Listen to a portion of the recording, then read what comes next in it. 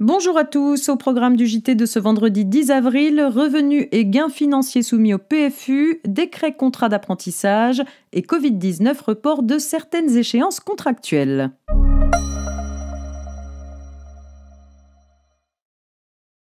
On ouvre ce JT avec une précision relative aux revenus et gains financiers soumis au PFU. Depuis le 1er janvier 2018, les revenus de capitaux mobiliers et les plus-values mobilières sont soumis d'office au prélèvement forfaitaire unique, ou PFU, de 12,8%, auxquels s'ajoutent les prélèvements sociaux de 17,2%.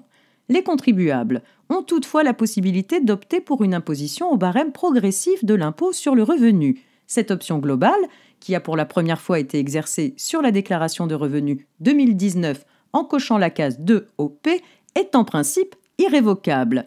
Il ressort de l'analyse des déclarations de revenus déposées au printemps 2019 que très peu de contribuables ont formulé cette option, car n'ayant probablement pas mesuré les conséquences du défaut d'option pour le barème. Le ministre de l'Action et des Comptes publics a indiqué que les contribuables qui n'ont pas opté alors qu'ils y auraient eu intérêt peuvent, dans le cadre du droit à l'erreur, formuler une telle demande sur leur espace personnel. Il a par ailleurs indiqué que les contribuables seraient mieux accompagnés dans leur choix dans le cadre de la prochaine campagne déclarative qui débutera au mois de mai prochain.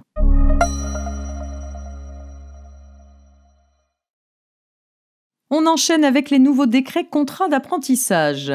La loi Avenir professionnel du 5 septembre 2018 a engagé une réforme de l'apprentissage, dont 2 décrets du 30 mars 2020 mettent en œuvre certains aspects. La forme et le contenu du contrat d'apprentissage, de même que sa durée, sont ainsi aménagés. La rémunération des apprentis est précisée, notamment le fait qu'ils ne peuvent pas percevoir un salaire supérieur à 100% du SMIC, sauf dispositions contractuelles ou conventionnelles plus favorables. La rupture anticipée du contrat d'apprentissage par l'employeur ou l'apprenti ne nécessite plus de passer par le conseil de prud'homme, mais cette rupture doit être notifiée au directeur du CFA et à l'OPCO. Enfin, afin de permettre à l'apprenti de compléter sa formation, une partie de sa formation pratique peut être dispensée dans d'autres entreprises que celles qui l'emploient pour recourir à des équipements ou des techniques qui ne sont pas utilisées dans celle-ci. Cette organisation suppose la signature d'une convention tripartite conclue entre l'employeur, l'entreprise d'accueil et l'apprenti qui doit être adressée au directeur du CFA et à l'OPCO.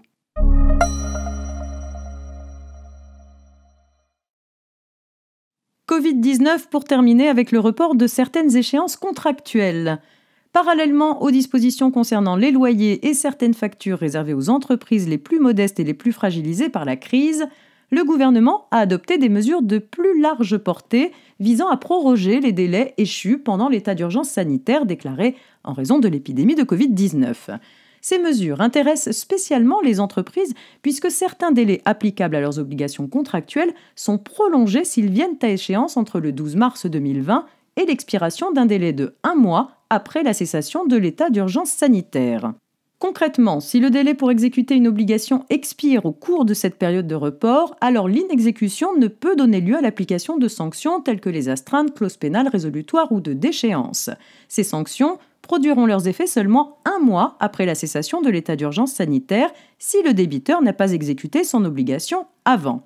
Les astreintes ou clauses pénales qui auraient commencé à jouer avant le 12 mars 2020 voient leurs effets suspendus pendant la période de report. Pour compléter ce dispositif, une mesure vise spécifiquement les contrats ne pouvant être résiliés ou dénoncés que dans un certain délai. Si ce dernier expire pendant la période évoquée, il se trouve également prolongé de 2 mois après la fin de cette période. C'est la fin de cette semaine de JT préparée par la rédaction de la Revue Fiduciaire. Je vous donne rendez-vous non pas lundi férié mais mardi. Excellent week-end de Pâques à toutes et à tous.